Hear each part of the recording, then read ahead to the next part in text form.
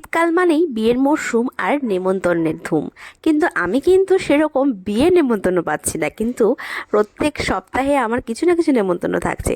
তো আজকে গেছিলাম আমার ফ্রেন্ডের বার্থডেতে। তো কিছুদিন আগেই ছিল তার ছেলের বার্থডে, তো সেটাও আমি তোমাদের সাথে শেয়ার করেছিলাম। তো আজকে রয়েছে আমার ফ্রেন্ড তানিয়া, তার বার্থডে, তো সেখানেই আমরা যাব। তো দেখো এখানে কিন্তু আমি রেডি হয়ে নিচ্ছি। আর তোমরা সবাই জানো যে আমি সিম্পল মেকআপ করতে পছন্দ করি, আগের দিনও বলেছি।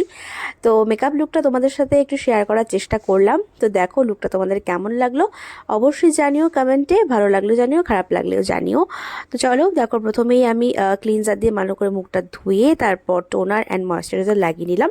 আর সানস্ক্রিন কিন্তু আমি রাতেও মাখি, কারণ রাতেও কিন্তু সানস্ক্রিন মাখার দরকার পড়ে আমাদের স্কিনে।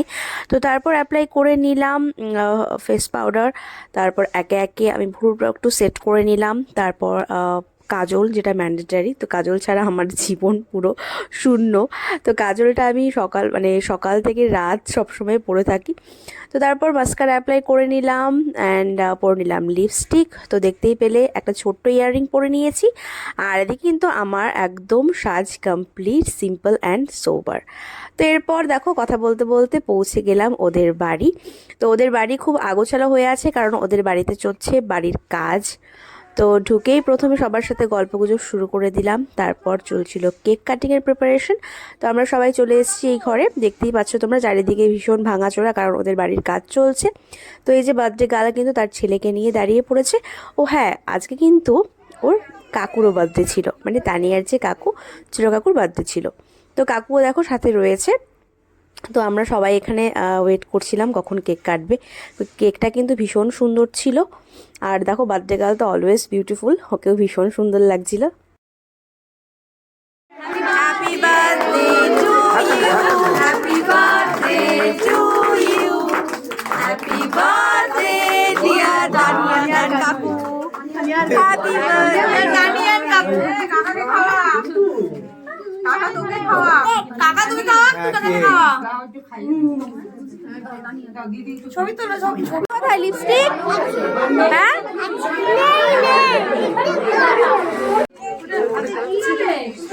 এরও একটা হাতে ছিল।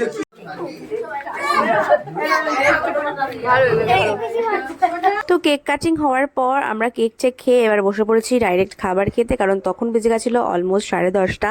তো বাড়ি ফেরার তাড়া ছিল, তাই প্রথমেই দেখো দিয়ে দিয়েছিল এখানে সাদা ভাত, সাথে ছিল ভেজ ডাল আর গরম গরম বেগুনি, তো যেটা আমার ভীষণ পছন্দের। তারপর ছিল এঁচোড় চিংড়ি, এটাও ভীষণ পছন্দের। তারপর দিয়ে দিয়েছিল পাবদা মাছ, যেটা ছিল সর্ষে দিয়ে, এটাও খুব ভালো হয়েছিল। আর প্রত্যেকটা রান্নাই কিন্তু ওদের খুব ভালো হয়েছিল। তারপর ছিল মাটনের ঝোল, যেটা কষা নয়, আর এই ঝোল কিন্তু বেশ ভাত দিয়ে খেতে খুব ভালো লাগে। তারপর ছিল শেষ পাতে আমের চাটনি আর পাঁপড় ভাজা। শেষে ছিল 2 রকমের মিষ্টি আর কেক, যেটা ওরা প্রথমে দিতে ভুলে গেছিলো, তাই একদম শেষে মানে ডেজার্ট হিসেবে খাওয়া হয়েছে আর কি। তো তারপর ছিল মিষ্টি দই। তো প্রত্যেকটা রান্না খুব ভালো হয়েছিল, ওদের ভীষণ ভালো খেয়েছি। তো যাই হোক, ব্লগটা এখানে এন্ড করছি। তোমরা জানিও তোমাদের ব্লগটা কেমন লাগলো, ভালো লাগলে অবশ্যই লাইক কমেন্ট করো। আর যারা ফেসবুক থেকে দেখছো ফলো করে দিও, আর যারা ইউটিউব থেকে দেখছো অবশ্যই চ্যানেলটা সাবস্ক্রাইব করতে ভুলো না। তো দেখা হচ্ছে নেক্সট ব্লগে, ততক্ষণের জন্য টাটা, বাই বাই।